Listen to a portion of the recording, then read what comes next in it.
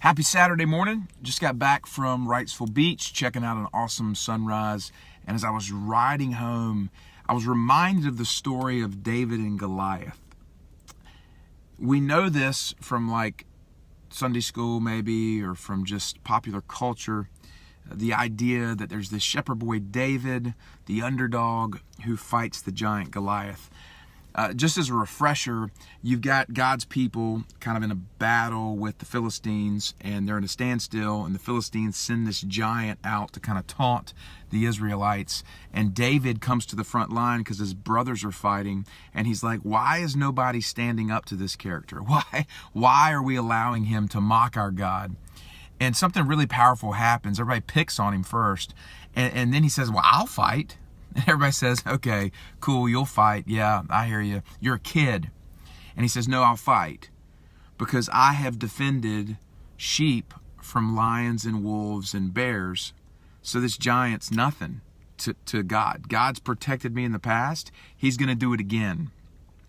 And then something really interesting happens, and this is the part that I want to pay attention to for this little video today. The king, King Saul, king of Israel, gives David his armor. So here's a 15-year-old kid. The king is giving him his armor. And so you can imagine David kind of putting on the helmet, picking up the big shield and the breastplate and the sword. And it's clunky and it's awkward for him. He's a kid, and this is a man's armor, right? And in that moment, David does something crazy. He takes the armor of the king and he throws it aside. And he picks up what he has, which is his pouch, his sling, and his stones. And he runs toward the giant. Now, here's what I want to get at.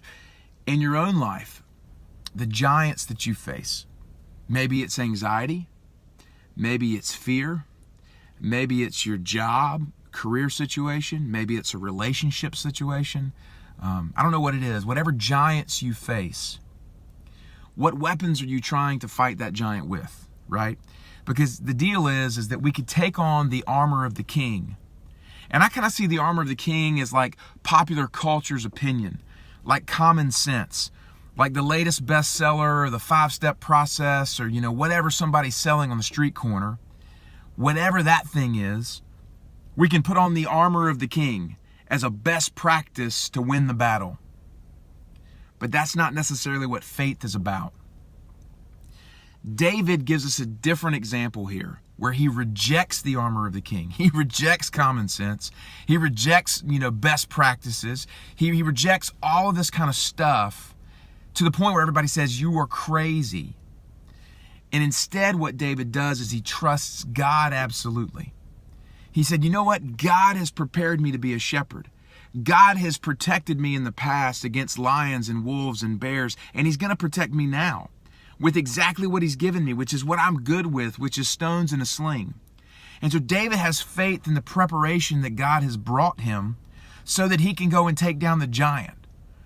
And here's the difference in your own life to know if you're trusting God, because David doesn't want credit.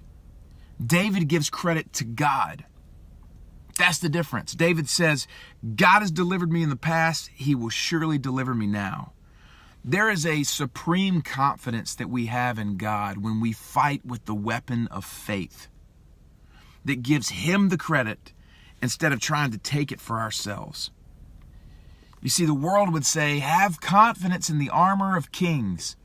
Have confidence in the best practices. Have confidence in the 7 steps or the 5 this or whatever it is. And God says, no.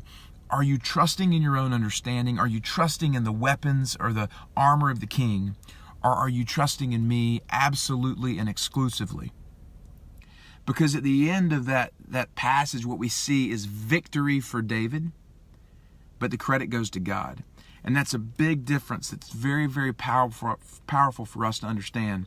So today, I don't know where you are. I don't know what you're fighting, what fears you're fighting, what health battles, what struggles in your life, in your marriage, in your career, whatever it is that you're fighting.